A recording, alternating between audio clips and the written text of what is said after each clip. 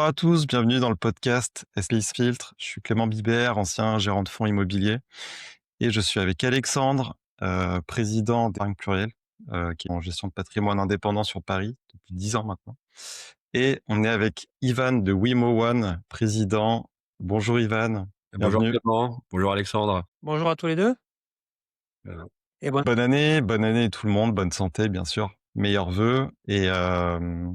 Et du coup, on commence effectivement cette nouvelle année avec Ivan, qui est le président de Wimo One, hein, qui est une SCPI dont on a beaucoup parlé, qui est assez jeune, entrepreneuriale. On avait fait une super vidéo et on remettra le lien dans la vidéo. Même en vacances, il nous avait répondu sans filtre sur Wimo.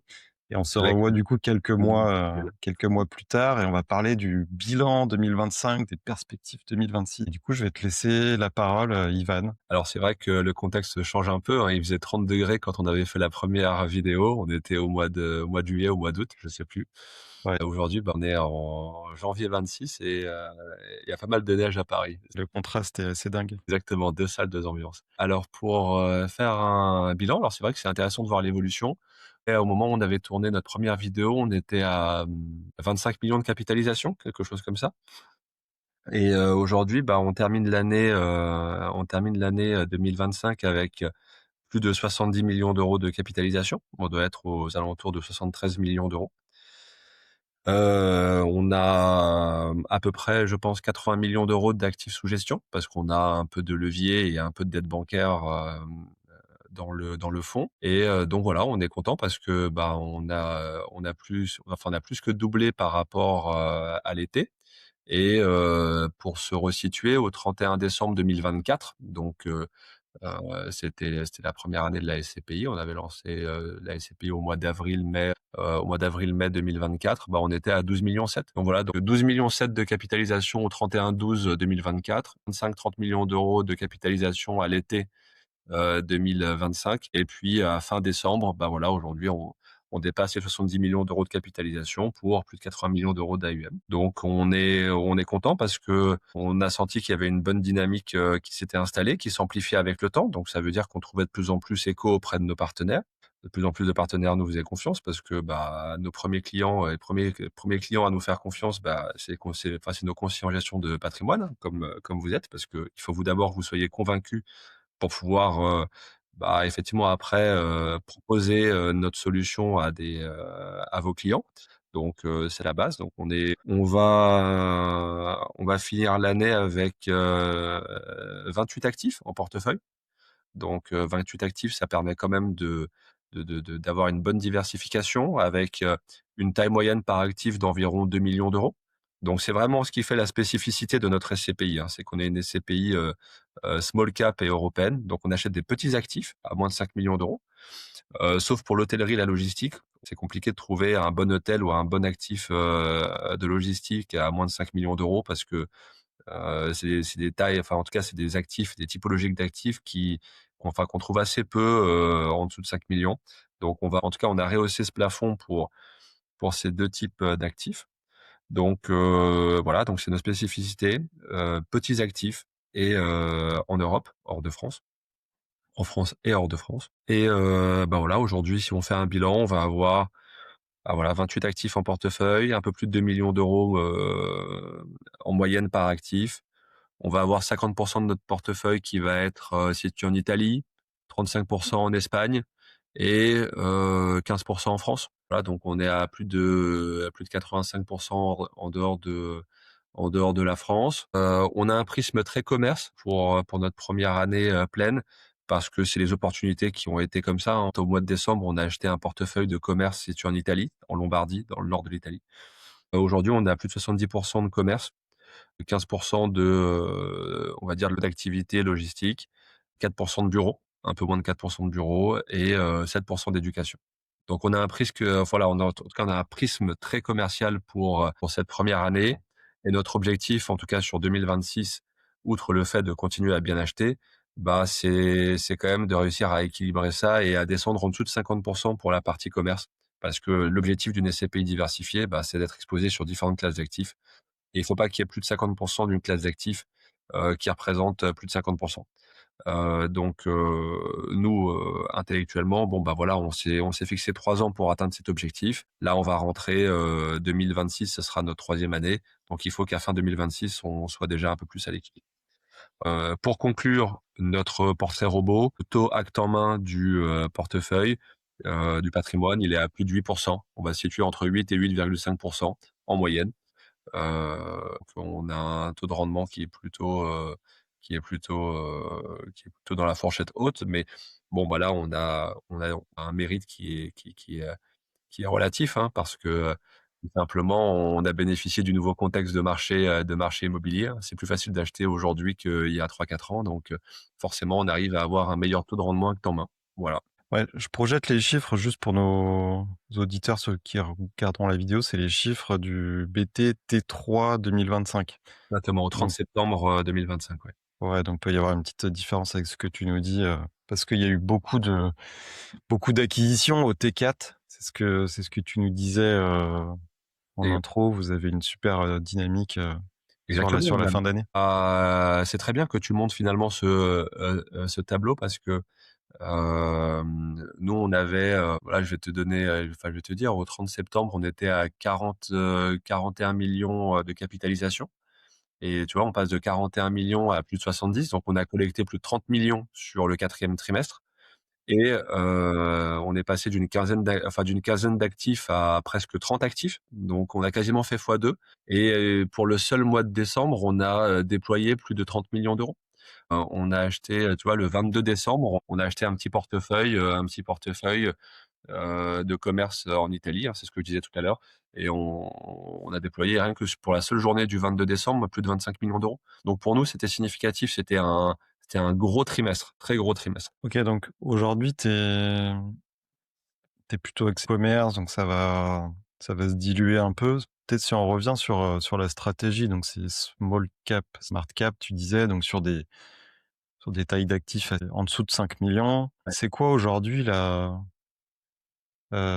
compétition sur le marché? Est-ce qu'il y a du monde ou pas? Est-ce que ça a évolué sur 2025? Comment tu ressens un peu le marché immobilier là en Europe? Alors, la manière dont on ressent le marché immobilier, elle est très contrastée, parce que, nous aujourd'hui, on est en France, donc on a un peu un climat politique instable. On voit que, Mmh. enfin la en France, remontent, et que voilà, on n'a pas un climat des affaires forcément très, propice aujourd'hui en France et en fait, c'est pas du tout le cas dans les pays du Sud, par exemple. Nous, on est très présents en Italie et en Espagne et on voit que c'est hyper dynamique. Il se passe des choses, il y a de la concurrence, il y a des acheteurs. Donc c'est beaucoup plus dynamique, qu'en France. Mais bon, la réalité quand même, c'est que, bah, la fiscalité sur les revenus français, les revenus fonciers français, elle est tellement forte qu'on a quand même un intérêt fort à aller acheter, à l'étranger. Donc ça, c'est un point noir, pour la France. Donc l'argent de nos épargnants, part dans d'autres pays, que la France et bah, j'ai envie de dire, tant mieux pour eux, tant mieux pour nous parce que d'une certaine manière alors, c'est moins bien pour la France, mais bon, in fine, bah, c'est mieux pour le portefeuille de nos épargnants qui doivent commencer à préparer leur retraite et ainsi de suite. Donc je m'éloigne un peu du sujet, mais je dirais qu'aujourd'hui, la France est un peu à la traîne en termes de dynamisme immobilier par rapport à ses voisins européens et notamment les pays du Sud sur lesquels nous on est présents, l'Espagne et l'Italie. D'un point de vue, taille d'actifs, bah, effectivement, on s'aperçoit que notre, logique qui consiste à acheter toujours des petits actifs, bah, elle a du sens parce que, bah, on a quand même moins de compétition. On se retrouve plus en exclusivité avec les vendeurs ou en tout cas plus facilement et on a de meilleurs leviers de négociation. Ça, c'est assez clair, ça n'a pas changé. Donc ça, c'est une constante qui reste la même pour Wimo One. Et d'ailleurs, c'est pour ça qu'on arrive à bien négocier nos actifs, hein, parce que, bah, qui dit moins de potentiels acheteurs, bah, plus de levier de négociation. Mais donc après, je dirais que l'Espagne est un peu plus, a des niveaux de rendement un peu plus tassés que l'Italie.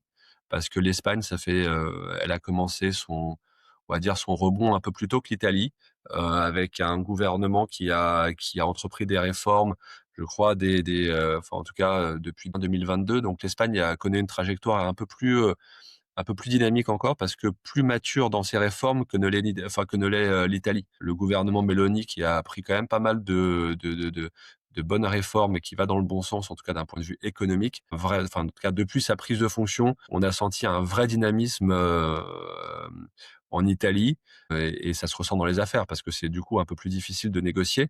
Mais on va dire qu'on arrive à trouver des niveaux de rendement qui sont plus intéressants que ce qu'on a en Espagne aujourd'hui. C'est plus difficile en Espagne de trouver des bons actifs qu'en Italie actuellement. Donc c'est pour ça qu'aujourd'hui on a plus de patrimoine en Italie. Là, on a 50 de notre patrimoine, qui est en Italie. En termes de marché européen, je dirais que, bah, c'est les pays du sud qui sont plus dynamiques et alors ce qui est paradoxal, c'est que malgré le fait que les que l'Italie et l'Espagne soient plus dynamiques et qu'il y ait plus de transactions. On arrive quand même à trouver plus facilement des taux de rendement acte en main qui soient plus élevés qu'en France. C'est-à-dire qu'en France, tu vois, c'est te dire la maturité du marché français. C'est-à-dire que même si le marché marche un peu moins bien, c'est presque plus difficile de trouver des actifs avec un meilleur rendement acte en main. Plus facile de trouver en Espagne, en Italie, malgré le fait que les marchés soient dynamiques. Bon, en tout cas, c'est comme ça qu'on le ressent. Et puis après, nous, on a vocation à aller, s'exporter dans d'autres pays. On réfléchit enfin, on a une opportunité là en Irlande. On va sans doute arriver en Irlande, courant 2026 et on travaille d'autres pays comme l'Allemagne et puis, la Croatie, la Slovénie, des pays, enfin, en tout cas, des pays en voie de développement. On serait bien allé en Pologne, mais bon, il y a le risque de change, donc on n'a pas envie de faire porter ce risque à nos associés. Voilà, sauf à ce qu'on signe un bail en euros et que ce soit le locataire qui porte ce risque. In fine, on se dit que dans notre réflexion, bah, il faut aller dans les pays qui, sont sur une bonne dynamique et qui ont réussi à redresser leurs finances publiques et qui ont une bonne tendance générale. Donc, l'Espagne et l'Italie enfin, en tout cas, sont clairement dans cette, situation-là. L'Inde aussi, l'Allemagne, bon, bah, ça reste une valeur sûre. Et puis l'avantage de la Croatie et de la Slovénie, c'est qu'aller miser sur le tourisme dans ces pays-là, bah, clairement, ça a du sens. Et surtout, la fiscalité est hyper attractive. Le taux d'IS, par exemple, en Croatie, il est que de 10. Donc typiquement, j'achète un actif à 8 de rendement acte en main, j'ai 24 d'imposition en Italie, j'ai 10 de prélèvement à la source en Croatie. C'est Ouais. 2 choses, donc déjà tu gagnes 15 de rendement net pour ton investisseur. Avoir un peu de avoir un peu enfin de pays à la fiscalité attractive, ça a du sens. Mais peut-être qu'on va revenir sur ce point de fiscalité parce que sur les associés, c'est hyper important, associés français, hein. C'est hyper important et peut-être qu'il y en a pas mal, j'ai l'impression qu'ils se rendent pas compte du gain qu'il y a à aller sur des SCPI européennes, comme Wimo, majoritairement, européens.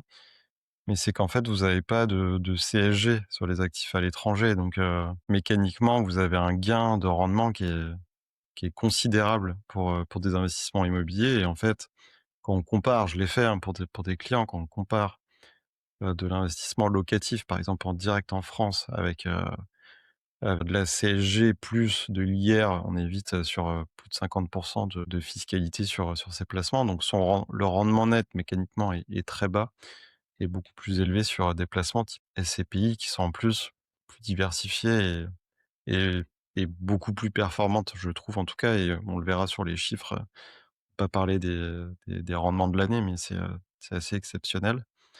Mais c'est un point vraiment qu'il faut avoir en tête. Tout à fait et puis en fait, la manière dont je résume, ça assez souvent, c'est que plus vous gagnez d'argent en fait et donc plus vous avez un taux, enfin plus vous avez un taux marginal d'imposition élevé et plus vous avez intérêt à aller sur des SCPI européennes puisque, bah, mécaniquement, vous payez moins d'impôts puisque enfin le complément d'impôt qu'un contribuable personne physique doit, s'acquitter sur ses revenus fonciers étrangers correspond à peu près, hein, c'est mon calcul à la grosse, pas à l'euro près, mais correspond à la différence entre le taux de sa TMI et son taux moyen effectif.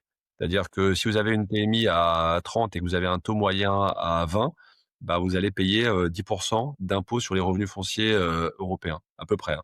Et donc finalement, plus vous allez avoir une TMI haute et plus vous allez avoir, un taux moyen élevé, en tout cas qui se rapproche de votre TMI, et moins vous allez payer d'impôts. Ça arrive, on peut avoir des contribuables qui sont, par exemple, célibataires, qui gagnent 200 000 €, qui ont une TMI à 45 et un taux moyen, un taux moyen qui doit être à peut-être à 35.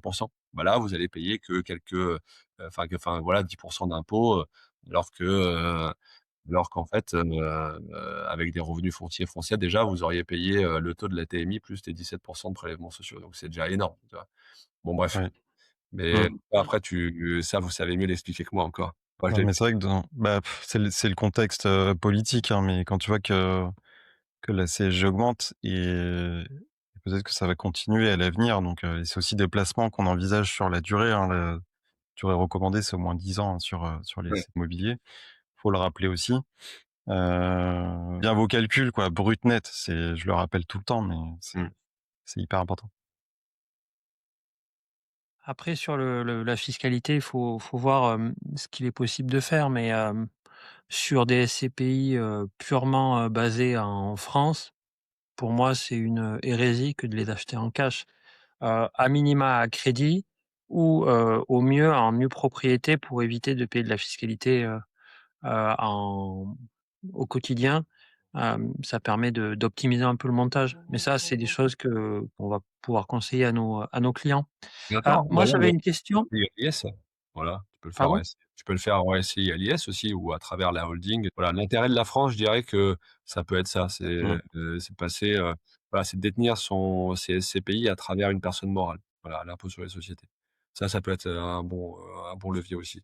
Bon après tout ça, c'est des sujets que vous maîtrisez, les clients vous Mmh. appelleront ça. Moi, je voulais revenir sur l'effet de levier parce que, mine de rien, vous avez, énormément collecté Mmh mh. et vous utilisez quand même, un peu l'effet de levier.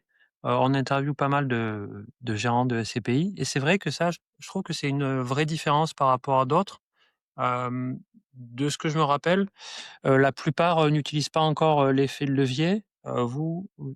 Si j'ai bien calculé, vous êtes, à autour de 10 à quelque chose près. Ils sont à 13 là, fin septembre. C'est quoi l'idée derrière? C'est parce que vous avez un pipe, tellement important que vous avez envie de déployer? C'est quoi ton idée? C'est assez basique, hein. Si j'emprunte à 4 et que j'achète des actifs à 8 bah, l'effet de levier fait gagner de l'argent à mes associés. Donc ça, et c'est le point numéro un. Quand on collecte bien et qu'on emprunte, c'est parce qu'on a des actifs en face. Si effectivement j'ai le pipe, bah, j'emprunte. Enfin, si j'ai le pipe qui est supérieur à ma collecte et que, bah, les actifs, j'ai envie de les acheter, bah, j'emprunte pour acheter. Donc mon raisonnement, il est simple, basique. Efficace. J'ai pas de, la dette, ça a du sens si j'ai l'effet réductif, bah, de l'effet de levier que j'emprunte, enfin donc que j'ai des rendements acte en main plus élevés que le taux auquel j'emprunte et c'est si j'ai les actifs en face. Voilà et c'est pour ça qu'on emprunte parce qu'on a besoin de petits bridges et on a besoin de pouvoir boucler toutes nos acquises.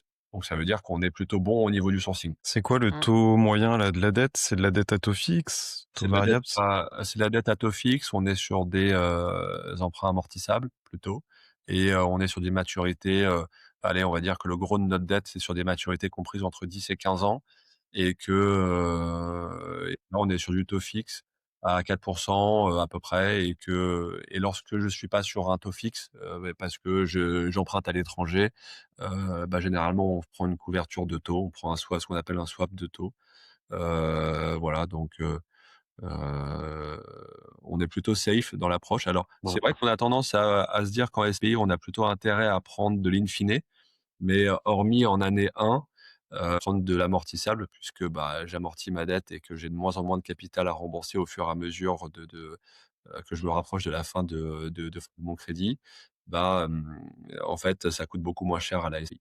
Donc ça sous-entend quand même, 2 choses. Ça signifie qu'il faut pas avoir alors il faut quand même pas avoir trop de dettes amortissables parce que, bah, c'est quand même des échéances plus importantes à rembourser.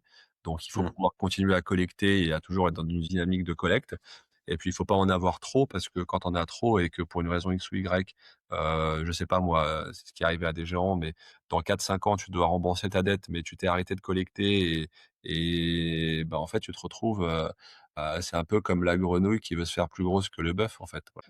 Faut se mettre dans des positions, faut emprunter, mais de manière raisonnable pour, pas se retrouver en position d'inconfort si jamais, le marché est moins dynamique à la collecte, si jamais, voilà, il faut être en capacité de rembourser. Ça c'est nous qui Ouais. positionnons un peu le curseur en fonction de notre dynamique. Alors nous, quand on est jeune et qu'on est dans un bon trend, finalement, on peut se permettre d'aller chercher un peu de dette. C'est vrai que le principal driver, c'est de dire: «Est-ce que j'ai les actifs en face?» J'ai les actifs en face, si j'ai pas assez de fonds avec ma collecte ou que je veux acheter plus vite que ce que ne vient ma collecte, et que ce que ma collecte, arrive que le fait que ma collecte arrive dans le temps, bah, finalement, ça c'est assez intéressant pour moi d'avoir du levier. Voilà. Moi, C'est très clair, hein, dès que ton delta il est positif entre ton rendement et ton taux, ce qui est le cas, c'est un vrai moteur de performance. Alors après effectivement, faut être vigilant. C'est pour ça que moi je pose toujours la question et je suis parfois surpris qu'il y en a qui le fassent pas. Mais ça peut se comprendre dans cette logique de prudence, mais dès lors que tu t'étales tes échéances, que tu as pas de mur de la dette et voilà, faut être prudent là-dessus. Je pense qu'il y en a certains qui sont à pied mis les pieds dans le tapis à cause de ça, mais ça peut être un vrai levier de performance, ouais. Donc du coup, tu es à 13 aujourd'hui de levier, ce qui est pas non plus énorme et de toute façon, tu es limité, sûrement dans tes statuts à je sais plus 30 ou 40 max, bah, tu es limité à 40 de ratio, ouais. LTV, c'est le ratio loan to value. En gros, si tu as 10 000 000 de patrimoine, tu as, au maximum 4 millions de dettes sur 10 millions de patrimoine. Donc 6 millions d'equity, donc de fonds propres et 4 millions d'euros d'emprunts bancaires au maximum sur tes 10 millions d'euros. Voilà, c'est ça, c'est ce que veut dire loan to value. C'est, heu, Mmh. c'est la dette rapportée à la valeur du patrimoine. Mmh. Oui, on connaît bien parce que, en faisant de l'assurance vie au Luxembourg, on fait souvent des crédits lombards donc parfois, on est amené à calculer la LTV des portefeuilles.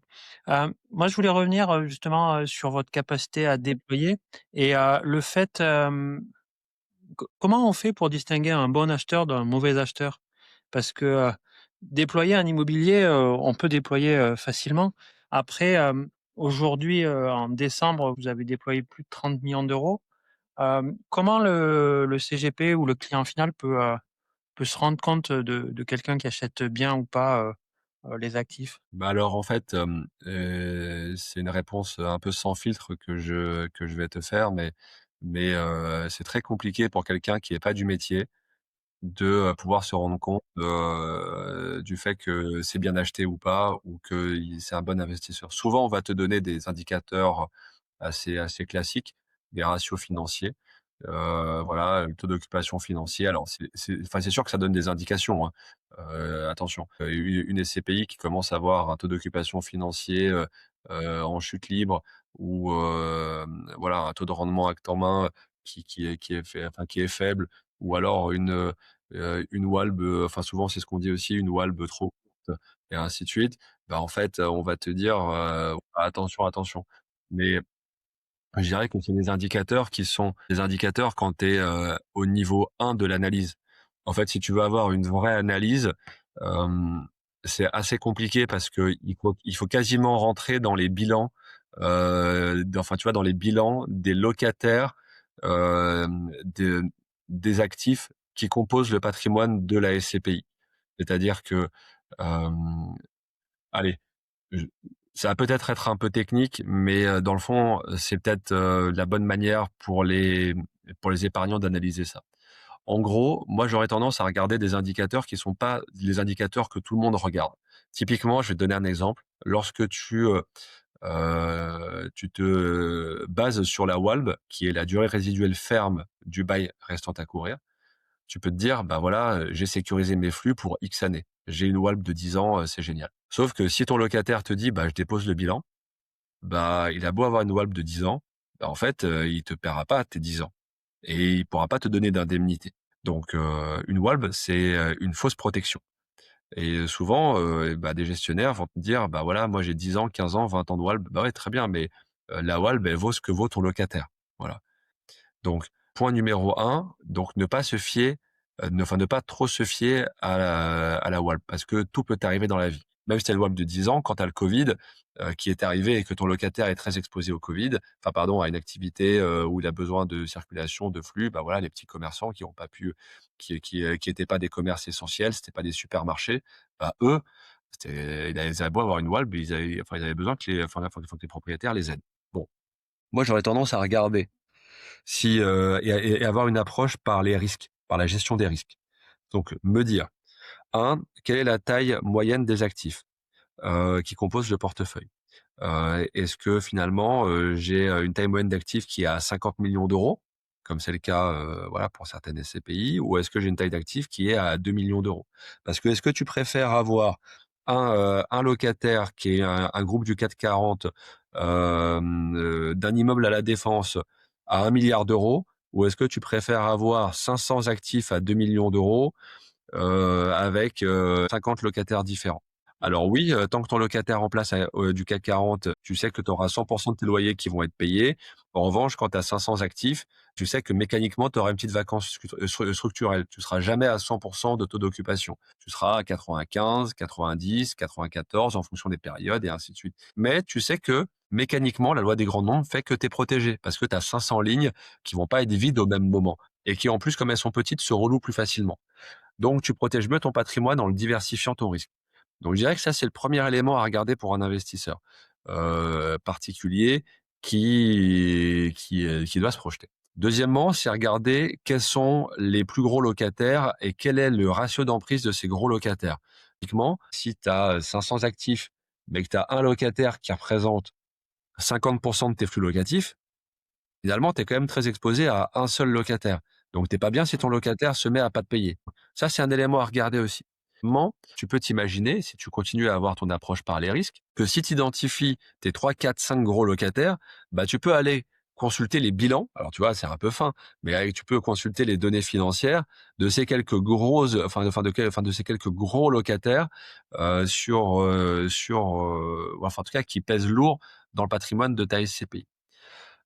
Autre élément que tu peux regarder, c'est la capacité de la SCPI à bien acheter, donc à savoir la valeur de reconstitution. Est-ce qu'une SCPI qui est jeune, qui arrive à avoir une bonne valeur de reconstitution, donc ça veut dire qu'elle est capable de bien acheter et donc de créer des plus-values latentes, hein, qui sont théoriques certes, mais qui reposent sur des expertises, immobilières. Donc est-ce que ta SCPI, elle a la capacité à bien acheter? Parce que cette capacité à bien acheter, c'est une protection pour toi. Alors, c'est un potentiel de gain futur s'il y a des revalorisations du prix de part futur.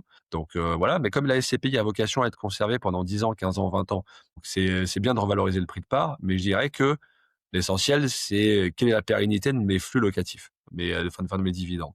Est-ce que la et donc je poursuis mon raisonnement. Donc si ta valeur de reconstitution est, supérieure à ton prix de part, donc potentiellement tu as une revalorisation de ton prix de part à terme ou pas, mais en tout cas potentiel, c'est un potentiel, mais c'est surtout, mais c'est surtout une protection de ton capital en cas, crise immobilière, par exemple. Tu vois? Si Ouais. tu as une valeur de reco à 220 € et ton prix de part est à 200 €, finalement, tu as un coussin amortisseur de 10 en cas de crise immobilière, ce qui peut t'arriver et en cas de dévaluation, de la valeur de ton patrimoine. Je dirais que comme bons indicateurs, si tu veux bien rentrer dans le détail, bah, ça, c'est plutôt pas mal. Et puis après, tu sais, chaque typologie d'actifs répond à des réalités et à des contraintes un peu différentes, tu vois? Pour le commerce, faut regarder la consommation des ménages, faut regarder le pouvoir d'achat, par rapport à l'endroit où sont situés les actifs, les provinces, les régions. Bah, typiquement, je vais te donner un exemple tout bête. Nous, on a acheté des hypermarchés dans le nord de l'Italie. Bah, en fait, c'est pas pour rien parce qu'en fait, dans la région de Milan, le pouvoir d'achat est plus important, dans le fin fond, du sud de l'Italie, dans la botte italienne, tu vois? Dans le fond de la botte. Donc c'est Mmh. pas les mêmes pouvoirs d'achat, c'est pas les mêmes types d'enseignes qui fonctionnent et voilà. Donc je dirais que Et pour un puis, particulier, c'est quand même dur. Donc s'il a besoin de votre aide pour décrypter tu vois, toutes ces choses-là et il a besoin de vous confronter aux gérants, vous voyez la sensibilité des gérants, enfin voilà, vous allez sentir ces choses-là. Mais c'est compliqué pour un particulier de le faire tout seul. Bah, tu vois, je vais donner un exemple, qu'il y a eu, là sur décembre. C'est une SCPI chez Paref qui a baissé son prix de part de 18. Hem, Pourquoi? Parce qu'ils avaient un bureau à Gennevilliers, le locataire est parti et le bureau pesait 8 du patrimoine de la SCPI. Mécaniquement, qu'est-ce qui se passe? Ton locataire, il part, tu plus de flux, qui arrivent. Donc du coup, bah, ton taux d'occupation, il baisse. La valeur de ton actif, elle baisse et ta valeur de reconstitution, elle baisse et du coup, qu'est-ce que tu fais? Bah, tu es obligé d'ajuster et de baisser ton prix de part. Donc, je trouve que ça illustre vraiment ce que tu dis. Faut regarder sous le capot, dans le détail, les actifs et ouais, la WALB, donc c'est la durée ferme des baux c'est et le taux d'occupation, la solidité des locataires, l'emplacement, tu vois? Est-ce que tu vas être capable de relouer facilement ou pas? Un bureau, monologue à Gennevilliers, tu vois, bah, aujourd'hui, tu un taux de vacances de plus de 10 sur la zone, donc et c'est une SCPI majoritairement bureau, tu vois? Donc pas diversifié, donc et je trouve que ça illustre vraiment les mauvais choix des gérants, de l'époque Tu et sais, des je vais te donner un truc tout bête. Il faut être, un jour, j'ai un client qui a mis une somme significative et il me dit qu'il était horrifié à l'idée, d'avoir un actif vide. Moi, je lui dis: «Mais en fait, avoir un actif vide pour une raison X ou Y, en fait, ça fait partie du job». Et si t'es pas à l'aise avec l'idée que ton actif va être vide, parce que mmh, finalement, tu l'as peut-être acheté trop cher, parce qu'il est pas, il est pas facilement réversible, tu peux pas retrouver un autre locataire, mais en fait, c'est pas un actif à acheter. En fait, c'est ce qu'on veut transmettre dans l'idée de smart cap. C'est de se dire que un petit actif, même vide, en fait, il trouvera toujours un locataire. Retrouver, voilà, je connais pas le marché de Gennevilliers, mais aller trouver, mais bon, quand tu sais que tu as 6 000 000 m² de vacances locatives dans le bureau en Île-de-France, tu sais que les locataires sont rois. Et en fait, un locataire qui te demande quelque chose dans du bureau, c'est des franchises, c'est des trucs. Donc en fait, c'est très compliqué de relouer aujourd'hui en ouais, Île-de-France, mmh, tu vois, du bureau. Bah, il faut être en capacité de se dire: «OK, j'avais un loyer à 80 000 € par an», parce que c'est un petit actif. Bah, moi, s'il faut que je retrouve un locataire, je me mets à 65 000 €, 60 000 €. Mais à l'échelle, là, tu sais, on a quasiment 6 millions de loyer 6 000 € de loyer en place sur l'année, sur une année. Et ben, en fait, si tu dois faire un effort sur un actif qui est vide, que tu avais prévu de louer 80 000, mais que tu ne loues plus que 65 000, bah, finalement, cela ne pèse que 15 000 € à l'échelle de tes 6 millions d'euros de loyer, tu vois, annuel. Donc, en fait, il faut avoir plein de ouais, petites lignes comme ça pour se dire: «J'ai la capacité de rebondir si jamais, en tant que gérant, bah, j'ai une difficulté sur un actif». Et après, on peut avoir des bonnes surprises et après, ça peut être compensé par un autre. Mais après, le risque zéro n'existe pas. Dans tous les cas, bon, bah, là, tu vois, c'est le cas de, bah, je suis désolé pour Paref parce qu'ils ont un gros locataire qui est parti, qui pèse 8 de leur portefeuille.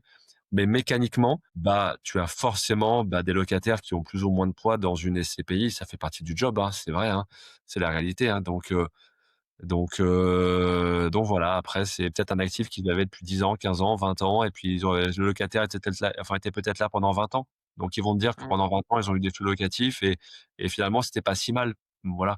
Donc je connais pas le dossier, mais c'est intéressant ce que tu dis. Quand tu as un locataire qui est trop gros dans ton portefeuille, bah ça c'est un risque et donc d'où Est-ce l'intérêt d'avoir plein de petits actifs. Voilà, mais bon, est-ce que tu as c'est un vrai. exemple de dossier que vous avez, laissé à une autre SCPI parce que vous vous êtes rendu compte que le locataire était pas, qualitatif, après analyse et due deal? Ouais, ouais, ouais, on en a. On en a. Et et peut-être même que d'autres SCPI auront la même, enfin, je veux dire ça avec beaucoup d'humilité, peut-être qu'il y a des SCPI qui ont laissé aussi passer des dossiers et que nous on a pris, hein. Donc j'ai beaucoup d'humilité par rapport à ça parce que chaque gérant te dira qui qui, heu, qu'il est super, bah, voilà, là j'en ai un récemment, et d'ailleurs c'est exactement la réflexion qu'on s'est fait. En revanche, je dirais que la force qu'on a, elle est à la négociation. Souvent, on voit par contre ça arrive assez fréquemment, de voir des SCPI qui ont acheté des actifs à un taux de rendement acte en main qui était finalement inférieur à celui que nous on avait projeté. Voilà, donc ça, c'est arrivé plusieurs fois. Je pense qu'on a une vraie capacité, une vraie force en négociation. Ça doit vraiment faire partie de l'ADN parce qu'il y a pas un seul actif qu'on achète sans négocier, vraiment. Mmh. On achète à chaque fois, on fait des négociations dures nous, hein. Mais après c'est notre rôle, hein, parce que c'est ce qui permet de créer de la valeur pour les épargnants, hein. Donc pour répondre à ta question, Alexandre, de manière claire, oui, ça nous arrive assez souvent. D'ailleurs, je rebondis, tu m'as tendu une énorme perche. Mmh, aujourd'hui, vous êtes, assez décoté au niveau de la valeur de reconstitution. Vous êtes, 7 au-dessus, du prix de part. Est-ce que tu peux nous en dire plus là-dessus? Et d avant que tu répondes, pour nos auditeurs, Ça veut dire que généralement, on peut enfin, il faut rester dans un range entre, +10 et -10. Quand on est sur le haut du range, ça veut dire que, peut-être dans l'avenir, il va y avoir une, augmentation du prix de part. Alors c'est difficile de savoir quand, mais en tout cas, c'est plutôt un trend positif, quoi. Alors Alexandre, pour répondre à ta question, donc la valeur des reconstitutions, lorsqu'elle est supérieure au prix de la part, eh bien, c'est bien pour les associés. Parce que ça signifie que les associés, ils rentrent, hem, à 200 € alors que la vraie valeur théorique d'une part de la SCPI est de 215,60 €. Donc ça veut dire que quand tu rentres aujourd'hui, dans la SCPI, Wimo One, tu rentres à 200 € sur quelque chose qui théoriquement vaut 215,60 €. Donc ça, c'est premièrement une bonne chose. Comme je l'ai dit, la SCPI, elle a un peu plus, d'1 an et demi, elle a, 20 mois. Donc en 20 mois, on a réussi à créer, un matelas significatif pour nos épargnants. Preuve de notre capacité à bien acheter. Si on continue sur ce trend, bah, effectivement, on est contraint, en tout cas de rester dans un tunnel de +10 ou -10. Mais nous, enfin, c'est vrai que si on s'approche des là, on est à quasiment 8 de décote. Bah, c'est vrai que si on s'approche trop des 10, bon, bah, il va falloir qu'on réfléchisse à revaloriser le prix de part. Mais aujourd'hui, il y a rien de prévu. C'est très hypothétique. Ça dépend toujours de notre capacité à toujours redéployer à nouveau les nouveaux fonds collectés de bonne manière. C'est-à-dire que si j'ai 80 millions d'euros d'actifs sous gestion que j'ai déployés et qui ont 10% de plus-value latente, bah, il faut que les 100 prochains millions, bah, en fait, ils soient de nouveau bien déployés dans les mêmes proportions, avec la même décote pour que je n'impacte pas ma valeur de reconstitution. Donc il faut toujours rester prudent avec cette valeur de reconstitution et faut rester concentré, quoi. Voilà, faut pas s'enflammer parce qu'on a fait, 1 an et demi, bien et il faut continuer à toujours bien acheter. Voilà. Donc Est-ce qu'on peut parler des En tout cas, je serais curieux des adresses à Milan parce que je vais faire le marathon de Milan en mars ou avril. Donc, ouais, peut-être j'aurai l'occasion d'aller voir. je t'enverrai tout ça. Tu verras ça dans notre bulletin du 4e trimestre, 2025. Ah, beh, super. est-ce qu'on Clément? peut parler des performances de l'année 2025? En tout cas la partie rendement distribution. Donc là, on est sur le BT du T3 2025. Si je récap, vous avez fait 11,89 sur les 9 premiers mois de l'année 2025. C'est ça. Donc, si on annualise, ça sur l'année, ça fait un peu plus de 15. Donc ça veut dire que, potentiellement, sur l'année 2025, Imo1 va annoncer plus de 15 de taux de rendement distribué à ses associés, ce qui serait juste, exceptionnel. Est-ce que tu confirmes ce chiffre, aujourd'hui? Alors, c'est vrai qu'au moment où on tourne cette vidéo, le bulletin, du 4e trimestre n'est pas encore sorti officiellement. Et effectivement, on se situera sur le taux de distribution de l'année 2025, à 15 et plus, brut de fiscalité, net de frais. Net de frais de gestion, net des frais de la SCPI. Bah, en fait, on est super content parce que ça signifie que les premiers associés qui nous ont fait confiance, bah, ils ont eu une vraie prime de confiance, voilà, en disant, bah, évidemment, c'est plus risqué d'investir dans la SCPI Wimo One quand elle avait 10 millions d'euros de capitalisation, versus, bah, aujourd'hui 80 millions d'euros de capitalisation, 5-6 actifs versus, quasiment 30 actifs. Voilà, donc la prime de risque et la prime de confiance, bah, on est content d'avoir pu, satisfaire nos tout premiers épargnants. C'est quand même utile de préciser que, et ça c'est les disclaimers obligatoires, c'est qu'effectivement, on bénéficie, bah, de la jeunesse de notre SCPI, donc que ce taux de distribution il est dû, bah, au nombre de parts en jouissance assez limité et comme on a bien collecté et qu'on a réussi à déployer les fonds plus rapidement, que l'entrée en jouissance des parts, souscrites, bah, finalement on a pu créer de la surperformance. Donc c'est important que les clients aient en tête que ces performances sont en tout cas les surperformances de 2025 et potentiellement de 2026 et 2027 sont dues au fait qu'il y a une dynamique de collecte importante dans la SCPI et qu'il y a des effets relutifs. Mais c'est des performances qui sont temporaires et qui n'ont pas vocation à durer dans le temps. J'en profite pour rappeler que le taux de distribution cible de la SCPI non garanti, il est de 7%.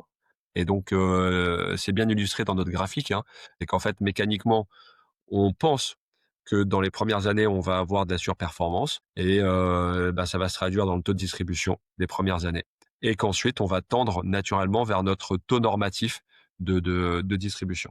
Il est utile de préciser aussi à nos épargnants que, bah, les performances passées préjugent pas des performances futures et Mmh. qu'effectivement, il y a rien de garanti. Voilà, c'est-à-dire qu'investir, de toute façon, le risque zéro n'existe pas en investissement. Même quand vous prenez des obligations d'État qui sont en SRI, 1/7, en fait, le SRI 0 n'existe pas. Et ça, je pense que c'est quelque chose que vous expliquez à vos clients, c'est que investir présente déjà un risque. Mais bon, ce qu'on dit aussi de manière philosophique, c'est le plus gros risque, c'est de ne pas investir aussi. Enfin, c'est de ne rien faire. Donc il faut faire des choses avec son argent et il faut placer son argent pour essayer d'en gagner parce que bah on voit que les systèmes d'État, etc., font que les retraites ça va être de plus en plus compliqué. Mais une fois que j'ai dit ça et sur la nécessité que les gens prennent en main leurs finances et qu'ils se fassent accompagner par des personnes comme vous qui avez la connaissance pour faire leur placement. Voilà, je veux pas que les gens soient déçus lorsque, bah, ils souscriront chez nous et qu'ils auront pas 15 parce que 15 ça a pas vocation à être reproduit en termes de taux de distribution. C'est vraiment lié au fait qu'on a eu un boost de collecte et qu'on a réussi à bien déployer les fonds. C'est vraiment ça. Enfin, pour l'illustrer, on est passé de 12 millions au 31/12/24 à plus de 70 millions au 31/12/25. Donc en un an, on a fait fois 6, quasiment, enfin fois 5, fois 6 sur notre capitalisation. Donc c'est ça qui booste, Ouais. qui booste la perf. Ouais, c'est assez exceptionnel et oui, provisoire et c'est bien de le souligner de toute façon et moi-même, hein, dans mes simulations, je prends le TRI cible investisseur, tu vois? Ouais, Je vais pas prendre le dernier rendement parce que je trouve qu'il y en a beaucoup qui se basent, ouais, top SCI selon le rendement, en fait. Mais du coup, c'est juste à instant T, c'est sur des performances passées et cetera. Je pense qu'il faut aller plus loin, il faut vraiment regarder, le TRI cible de la société de gestion et rester mais là-dessus. Du coup, toi, c'est 7 de taux de distrib, cible. En TRI net investisseur, tu as des estimations? Je sais plus si vous communiquez là-dessus? bah, nous, aujourd'hui, notre TRI cible, il est à 7,5. OK. Le taux de distribution cible, il est de 7. Le TRI cible, il est de 7,5. Pourquoi? Parce qu'on inclut potentiellement sur la durée de détention recommandée départ, qui est de Oui, 8 ans, minimum, bah, en fait, on intègre des potentielles revalorisations du prix de part. Dès lors, bah, forcément, ouais, ça booste un peu ton TRI. bah, Ouais, oui et enfin, forte probable, j'ai envie de dire, des hausses de prix de part, en tout cas, compte tenu de la décote, qu'on a aujourd'hui et je pense qu'on va avoir des bonnes surprises sur ces prochains mois. Pas seulement Wimo, mais je trouve que, il y a une bonne dynamique sur le marché européen et alors il y en a qui l'ont fait, hein, récemment des hausses de prix de part et je pense que voilà, il y a un marché à plusieurs vitesses et c'est important de bah, de faire le tri, parmi tous les véhicules, c'est sûr. moi, je vais te donner quelques éléments à travers mon prisme sur le nouveau mode de calcul de la performance, d'une SCPI. En fait, aujourd'hui, on a considéré que le TD, c'était pas suffisant. Le législateur a mis en place le PGA, voilà, donc la performance globale annualisée, qui intègre les revalorisations de prix de part.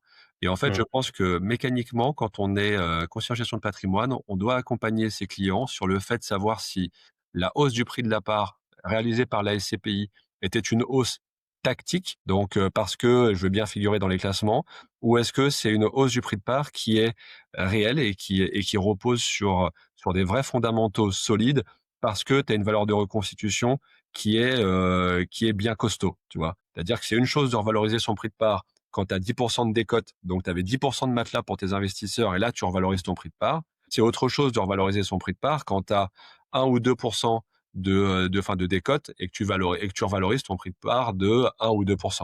Pas la même chose. Et donc je pense que malheureusement, ce PGA va avoir un effet un peu tactique chez certains gérants qui vont pouvoir se dire: «Bah, pour booster un peu ma performance et pour me rendre un peu plus joli, voilà,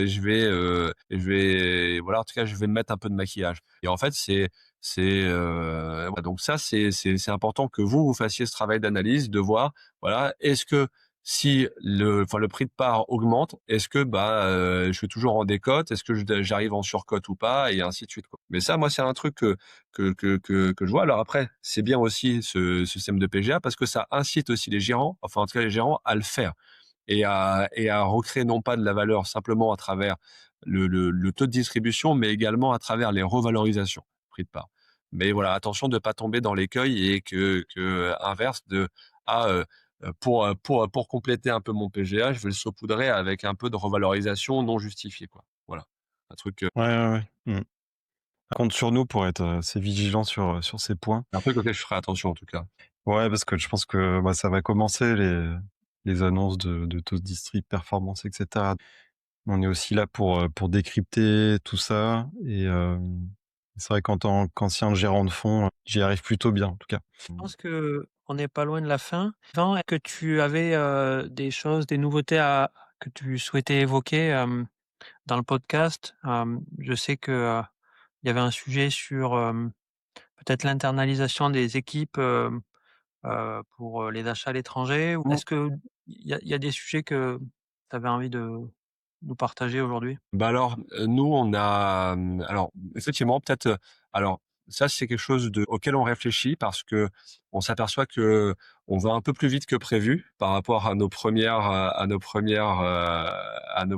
projections et on se dit que, compte tenu de la vitesse de déploiement qu'on a en Europe, continuer à bien investir, bien gérer notre patrimoine et je dirais se professionnaliser encore plus, avoir des équipes sur place dans chaque pays européen dans lequel on a du patrimoine, ça a du sens. Et sauf que pour faire ça, ça a un coût. Donc on réfléchit à créer, à revoir un peu notre structure de frais ou à créer potentiellement une ligne frais d'acquisition ou enfin en tout cas frais de transaction ou en tout cas à revoir un peu nos frais de ce point de vue-là pour pouvoir avoir des équipes implantées localement. Voilà, je pense que ça va dans le sens de l'épargnant parce qu'on arrivera à acheter plus vite et on arrivera à mieux gérer encore notre patrimoine et à relouer le patrimoine qui potentiellement peut être vacant à un moment donné plus rapidement. Donc ça, c'est un des premiers éléments de réflexion qu'on a. Le deuxième élément qu'il est peut-être utile de rappeler parce que c'est quelque chose qui est fort dans la SCPI, c'est que tous les associés fondateurs, gérants de la société de gestion, sont investisseurs depuis l'origine dans la SCPI et continue à investir dans la SCPI. C'est-à-dire qu'en fait, on est totalement aligné en intérêt avec nos épargnants. Alors, ça garantit pas le succès, hein, évidemment. Hein. C'est pas parce qu'on est investi avec nos épargnants que on est sûr de faire des méga performances à chaque fois. Mais étant donné que chaque associé, on est 3 associés fondateurs, Gurvan, Christophe et moi. Bon, en fait, tous les 3, en fait, on est investisseurs depuis le premier jour dans la SCPI et on continue à remettre au pot régulièrement dans la SCPI. Donc, Mmh. je pense que c'est un des éléments qui est utile de rappeler à nos épargnants et d'ailleurs, c'est peut-être pour ça qu'on fonctionne et c'est peut-être pour ça qu'on a de la perf aussi, hein. Je finis c'est que comme on pousse tous les curseurs au maximum, voilà, nous, on a vocation à distribuer, les revenus qu'on encaisse, à ne pas doter un report à nouveau absolument, terrible, qui vient augmenter la fiscalité des épargnants. Tiens, d'ailleurs, ça, c'est quelque chose qu'il faut dire. Nous, dans notre philosophie, on encaisse 1 €, on redistribue 1 € à notre épargnant. Oui, Il y a des SCPI, faut le savoir, elles encaissent oui. 1 €, mais ça, chaque gérant a sa gestion. Moi, je critique pas. Moi, il y a pas de vérité absolue d'ailleurs dans ce métier. Mais moi, ma vérité à moi, c'est de dire j'encaisse 1 €, je distribue 1 €. Pourquoi? Parce que les associés dans une SCPI ne sont pas imposés sur ce qu'ils perçoivent, Mmh. mais ils sont imposés sur une quote-part du résultat de la SCPI. Ça signifie quoi? Ça signifie que l'associé qui a reçu 1 € de la SCPI, mais la SCPI a réellement fait 2 € de résultat, l'associé il est imposé sur les 2 €, alors même qu'il a perçu qu'1 €. Ce qui Oui. fait que des SCPI qui ont un report à nouveau qui est trop doté, mécaniquement, en proportion, mécaniquement augmente en proportion la fiscalité, le taux d'imposition du souscripteur. Et donc, nous, en fait, on considère que c'est pas à nous de choisir ça et que nous, notre rôle, c'est de faire en sorte que les distributions collent le plus possible avec le résultat fiscal de la SCPI. de sorte que l'impôt coïncide le plus, enfin en termes de pourcentage, hein, avec les revenus perçus par l'associé. C'est vraiment ça notre philosophie. Donc effectivement, on n'a pas de report à nouveau dans lequel de toute façon les gérants ne piochent jamais parce que, en fait, même en cas de Covid, en fait, on s'aperçoit qu'il y a un comportement, mécanique qui consiste à dire: «Je pioche dans mon report à nouveau, mais finalement je le reconstitue plus tard lorsque les revenus me le permettent». Donc finalement, voilà, enfin en tout cas ça c'est notre philosophie à nous. Voilà. Après on n'est pas les seuls à avoir cette philosophie, il y a plusieurs courants de pensée dans une SCPI. Et je dirais que, on va dire les CGP un peu, old school et les gérants un peu old school ont vocation à vouloir se dire que c'est rassurant d'avoir du report à nouveau, alors que c'est pas ça l'enjeu. On gère des masses locatives qui sont tellement énormes, on gère, et encore une fois, je veux pas donner de leçons, chacun fait bien comme il veut. Moi en tout cas, ma vérité à moi, c'est de dire qu'on gère des masses locatives qui sont tellement énormes qu'en fait, est doté un report à nouveau de 100 000 € aujourd'hui pour Wimo One ou de 200 000 €, en fait, finalement, ça n'aurait pas de sens parce que j'ai 6 millions de loyers en place. Au 31/12/26, j'aurai 20 millions de loyers en place. Donc quand j'aurai 20 millions de loyers en place, les 200 000 € que j'ai dotés, en année 1, en fait, ils pèsent quasiment plus rien en année 2. Donc il faut que je continue perpétuellement à doter un report à nouveau, qui a mécaniquement augmenté la fiscalité de mes associés. Quand on investit dans une SCPI européenne pour optimiser sa fiscalité, en fait, si le gérant il met 10 ou 15 ou 20% de report à nouveau, en fait, tu viens mécaniquement augmenter ta fiscalité en proportion des revenus que tu as vraiment perçus. Et donc, en fait, tu viens tuer un peu l'intérêt de la SCPI européenne, tu vois. Donc, je dirais que prendre soin de nos épargnants, qui sont nos premiers clients, ça c'est ma philosophie. Deuxièmement, aligner les intérêts parce qu'on vient mettre notre argent perso dans la SCPI. Et troisièmement, en fait, comme c'est un fonds perpétuel, finalement, vous voyez, j'ai pas de problème à faire évoluer ma stratégie ou à revoir un peu ma manière de penser, heu et et heu et tout ça toujours dans l'intérêt de l'épargnant, quoi. Voilà, c'est peut-être le mot de la fin. Et je crois que tu es pas le seul à être, investisseur de la SCPI autour de la table. On est, Moi, plusieurs à comprendre, mmh, les performances, et la vision de Wimo à long terme. mmh. N'est-ce pas, Clément? Ouais, moi, c'est ce que je disais avant le podcast, mais ouais, non, en toute transparence, moi, j'ai des parts de Wimo et pas que, hein, mais je dévoilerai bientôt mon portefeuille de SCI, hem, à nos followers. Mais mais j'aime bien l'esprit entrepreneur, et vraiment cet alignement d'intérêts que moi-même je prône au quotidien avec mes clients et je trouve que c'est fondamental. On le retrouve pas partout et et voilà, je trouve que, la dynamique est bonne, les chiffres sont bons. Je pense vraiment, personnellement que le momentum de marché, sur l'Europe, sur l'immobilier en Europe, il est vraiment génial. Mais faut choisir les bons acteurs, les bonnes sociétés de gestion, se diversifier bien sûr en finance, c'est la règle d'or. Mais en brique d'investissement immobilier, européen, c'est plutôt une super bonne option et encore une fois, moi je pense qu'il y a pas de meilleur produit que la SCPI pour préparer sa retraite, des revenus passifs et voilà, bien sûr, il faut se diversifier, il y a pas de risque zéro comme tu disais, mais c'est quand même un super produit fiscalement optimisé, donc vraiment, hésitez pas si c'est quelque chose qui peut vous intéresser, à nous contacter, bien sûr, pour l'étudier. Ça se calcule, faut être bien accompagné par un cabinet, CIF, hein, pour faire de la SCPI et et voilà, c'était peut-être, le mot de la fin. Merci encore pour l'invitation. Merci à toi, hein, pour ton temps, pour ce décryptage et puis hâte de voir, ce que nous réserve 2000 Wimo. Tout à fait, tout à fait. Merci encore pour l'invitation, messieurs, et bonne année. Bonne année à tous nos éditeurs. Ouais, Merci. mais À bientôt, au merci, revoir. merci à tous, merci de nous avoir écoutés.